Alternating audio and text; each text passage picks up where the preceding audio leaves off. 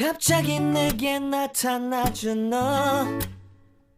난 아무 말도 할 수가 없었지. 첫눈에 반한다는 이야기가. Assalamualaikum warahmatullahi wabarakatuh. Saya Mela Cynthia, NPM 1975243 dari program studi D3 Akuntansi kelas 2B. Video ini dibuat untuk memenuhi kebutuhan ujian akhir praktikum mata kuliah Etika Profesi dan Bisnis. Di sini saya akan membahas tentang materi paradigma manusia utuh. Baik, langsung saja. Apa sih paradigma manusia utuh itu? Bagaimana karakter dan paradigma pribadi utuh itu? Menurut Covey, membangun manusia berkarakter diperlukan pengembangan kompetensi secara utuh dan seimbang terhadap 4 kemampuan manusia, yaitu tubuh, intelektual, hati, dan jiwa atau ruh, yaitu Peki, Aiki, Eki, dan Eski. Kunci pembangunan karakter adalah integritas, yaitu pemahaman yang utuh dan tidak terbagi menyatu, berkonstruksi kukuh, serta mempunyai konsistensi. Model pembangunan manusia utuh. Ada dua model hakikat keberadaan manusia. Yang pertama yaitu model hakikat manusia yang dilandasi paradigma tidak utuh, model yang saat ini terjadi pada masyarakat modern. Yang kedua, model hakikat manusia utuh, yaitu atau paradigma manusia utuh.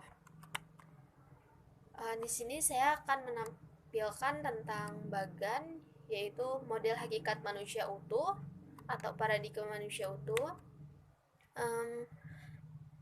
Langsung saja saya akan menjelaskan. Kita mulai dari sebelah kiri ya. Seseorang dengan memakan makanan sehat dan enak serta berolahraga, ia akan memiliki fisik yang sehat. Begitu juga dengan ilmu pengetahuan yang baik dan menghasilkan EQ yang tinggi. Begitu juga dengan meditasi, zikir, rekreat akan menghasilkan EQ yang tinggi pula. Seseorang yang memiliki agama yang bagus, EQ-nya akan tinggi. Meditasi, zikir, rekreat agama, EQ, SQ yang tinggi akan menghasilkan teoetika, yaitu hubungan aku dengan Tuhan, takwa, ikhlas, dan tawakal. Di mana hal tersebut sesuai dengan paradigma manusia utuh, yaitu lebih ke hal-hal positif.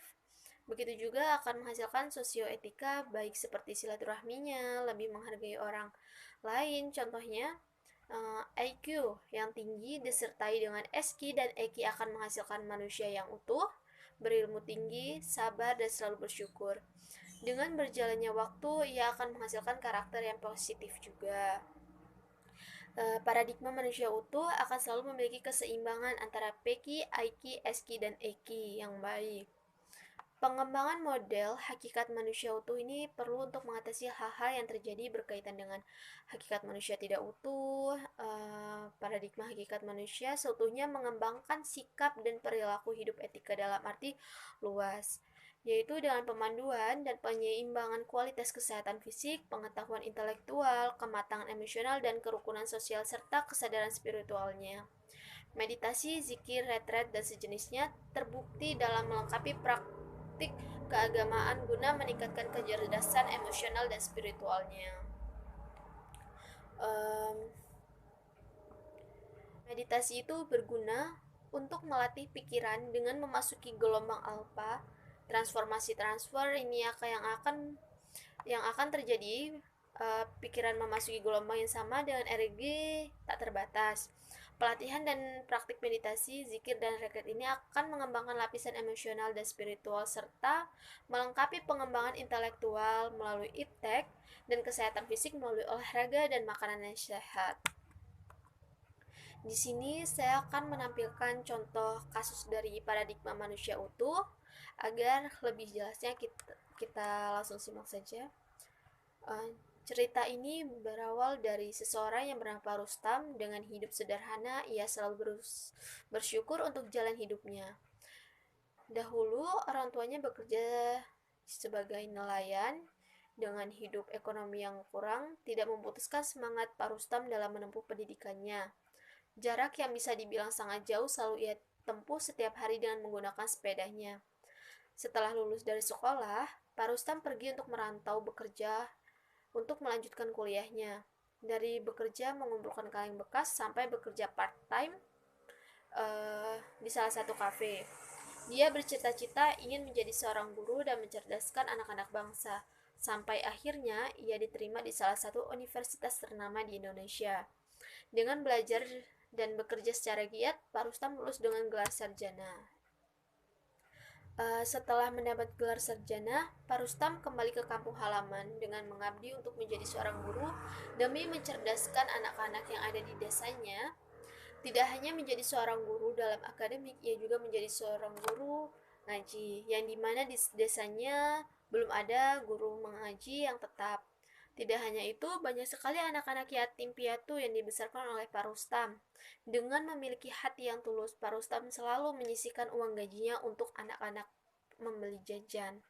Desanya Pak Rustam sangat terkenal dengan rasa kepeduliannya terhadap desa dan kecerdasan anak-anak. Hal itu dibuktikan ketika ada seorang ibu-ibu datang menemui Pak Rustam.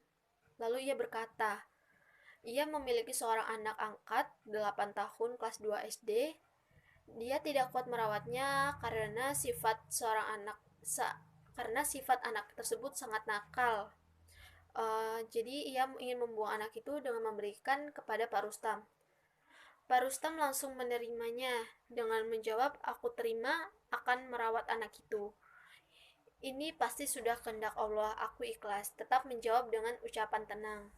Kemudian ibu itu pun menjawab, "Boleh saya serahkan hari ini, Pak?" Tetapi ternyata rumah ibu tersebut sangat jauh, yaitu di 7 Hulu. Dengan ringan hati, Pak Rustam merogoh sakunya dan memberikan uang 15 lembar, lalu berkata, "Uangku hanya segini, kamu ambil angkot bawa anak itu kemari." Dari kasus ini, kita bisa melihat, yaitu menurut Pak Rustam itu harta di dunia ini tidak ada gunanya apabila tidak digunakan di jalan yang benar. Maka dari itu ia selalu memberikan sebagian hartanya untuk orang lain. Begitu juga ilmu-ilmu yang ia dapat di perguruan tinggi, tidak lupa ia bagikan dengan orang-orang yang memang harus mendapatkan hak dalam pendidikan. Baik, dengan kasus tersebut saya akan menganalisisnya. Setelah saya memahami kasus ini, maka akan saya uraikan sedikit riwayat atau karakternya, serta akan saya kaitkan dengan hakikat manusia utuh. Maka jika dikaitkan dengan manusia utuh, berarti akan menghasilkan kebahagiaan. Seperti tabel yang ada pada PPT slide 5 tadi, bahwa manusia utuh itu otomatis semuanya akan berpusat dan berdampak pada kebahagiaan. Hubungannya dengan kasus ini, jika menilai dari karakternya, setelah saya membaca riwayat ceritanya, maka saya menilai dia memiliki EQ, PQ, SQ, dan IQ yang sempurna, sehingga kesempurnaan kecerdasan inilah yang menjadikannya manusia utuh, serta kesempurnaan kecerdasannya juga lah yang akan berdampak kepada kebahagiaan untuknya. Berikut ini secara rinci saya akan menjelaskannya, yaitu dari segi IQ.